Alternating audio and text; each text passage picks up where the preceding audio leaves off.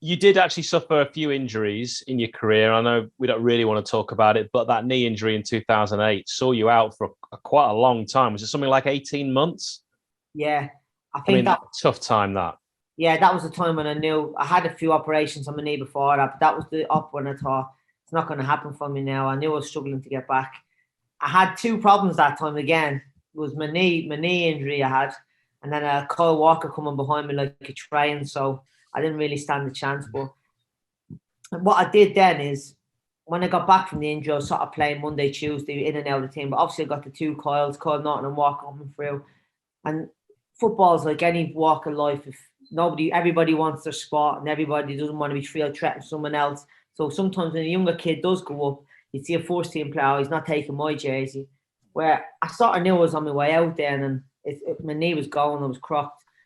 I just decided that I'd give help the two of them come through, see if I can help develop. And that's when I really started thinking I'd like to go into youth development and helping young kids and develop them. So I sort of took maybe Kyle Walker, especially just on my wings and giving him advice and all that.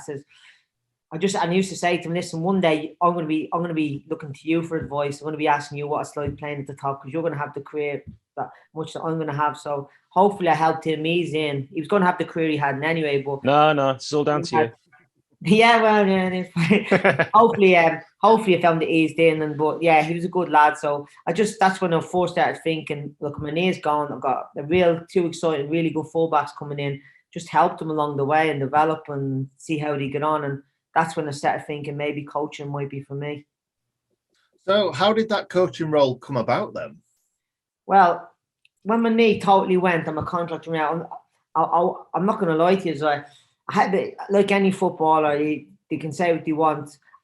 I never really had. I taught a coaching, but I never went through my badges or anything, Nick. So, and once it hits, and you leave, and you miss being part of a dressing room every day, you miss being part of a club, you miss match days, you miss the buzz of winning.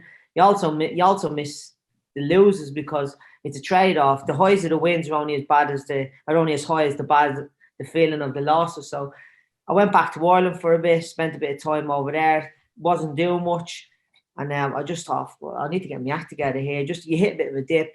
I wouldn't say I had major mental issues, but I'd say there was a slight bit of depression in there for sure, 100%, because of what I missed. I've been part of something for so long, and all my life I wanted to be a footballer. I lived my dream, blah, blah, blah. So then my partner got pregnant and moved back over to Sheffield. She's a Sheffield girl. And we're just living here, and I said, I need to do something. So I just basically rang Kevin McCabe and says, who was obviously chairman here. Give me a job. Yeah, so I skipped the middleman and just went straight to the top. He said, what do you want to do? He said, do you want to do after dinner speaking and all that? And I said, well, you might not understand me with that one, so especially with a few beers with me. So I said, I wouldn't mind doing a bit of coaching, getting into that. And he says, yeah, go ahead. So I came down to the academy, met the academy manager at the time, and he says, what do you want to do? Like the 18s? I says, no, I want to go straight down the bottom and build my way up. He says, learn my trade. So I started with the under 12s, done the under 13s. Funny enough, so the under 12s who I had then, I ended up being their coach in the under 18s then. So it was quite good to follow the journey along the way. Wow. That's brilliant. Yeah, so it was a good experience. So, and I just learnt my trade, got my badges as I've gone along. And luckily enough, the under 18s role come up in obviously a few years ago, and I took it. And I've been doing it ever since. I love it. Absolutely love it. Well, how rewarding is this role? Immensely, yeah. Immensely. Listen, you go from putting yourself before everything, because that footballers do, to you look at young kids and you want to help them, and sometimes you can get frustrated because they don't quite understand what it takes to get there, and you're like, come on, you got to work hard, you got to do more than anyone else. But the rewards is when the ones that do get it and they do push forward and they do progress, and just seeing them improve as footballers, and especially the young kids as well, they're maturing into young men as well, and to build that respect and that relationship with them, and for them just to probably appreciate it more than anything.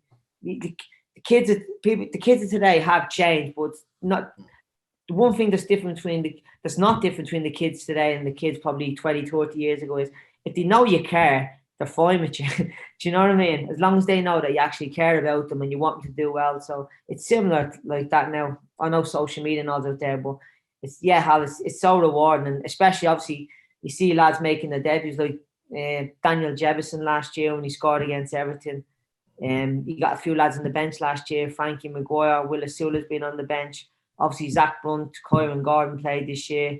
Illiman, who's been in with us. They're the rewards. The rewards to see them improve and hopefully to go on to have not just a similar career for me, but a better career than what I've had.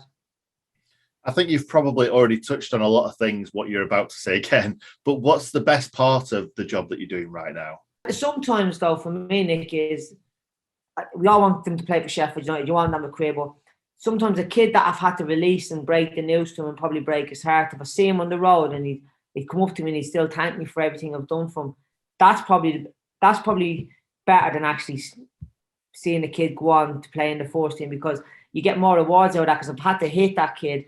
The kid who goes on to play in the first team will always look back at me with fond memories because he progressed through. But the ones who don't progress through, who are Sheffield United fans and love the club, I want them to go away and still love the club and not have a resentment against it and still be Sheffield United fans. And I think in the main I do that, but I can't promise everyone thinks like that. No, very, very difficult. It must be the worst bit, of course, is like when kids aren't going to get to the next stage. Because like you said, it's the dream. Yeah. So many, it's their only dream. Like I had all, and probably sometimes I'm probably more equipped to coach these kids through this than a Leo Messi, because it wasn't straightforward for me. I did have to go through struggle. I did get no's. People did tell me I wasn't good enough. So when I'm talking to a kid and I'm saying, listen, you're not for us, by all means doesn't mean you're not good enough. So I can relate to them and I can give them my story, and hopefully that they can go away and think, you know what, if he can do it, well, I can do it. I think that's a great point. And actually, it comes back to the point of why fantastic players generally don't make fantastic managers, because sometimes a great player doesn't know how they do it. They just do it. They were born with this talent and they can't coach a player to do this piece of skill, for example, because they just do it. Whereas if you're not very good naturally and you've had to work on it, you can explain exactly how you learned to do it and pass that knowledge on. Now, I'm not saying that for you. I'm just saying in general, players that aren't always as good as the very top sometimes tend to be really, really good managers because they just understand what it takes to get to that next level. Yeah, 100%. Like I had to practice and work at what I had, because I had Chris Waddle as a reserve team manager at Sheffield Wednesday. Great example. He just does it and it works. Well, we do a session. And don't get me wrong, he was a massive influence for me as a coach. I loved him as a person. And having someone like Chris Waddle believe in me really helped me confidence-wise. But we would do a training session, and if we couldn't do something, he would go onto the pitch and go, I can't understand how you can't just do this. And he'd hit a ball on a sixpence and all that. To him, he was just frustrated. He couldn't get his head around it, because he was obviously a world-class player and it was easy to him, and he just couldn't get his head around how we just couldn't do what he thought was so simple to do. And you know, when I was saying that, I was thinking of Chris Waddle because someone had told me exactly that he would go, just do it like this. And apparently Glenn Hoddle also had a similar way of saying, how can you not do it? I've seen a few videos of Glenn Hoddle going, well, just do it like this. And not things worse, they actually do it exactly how they want to do it.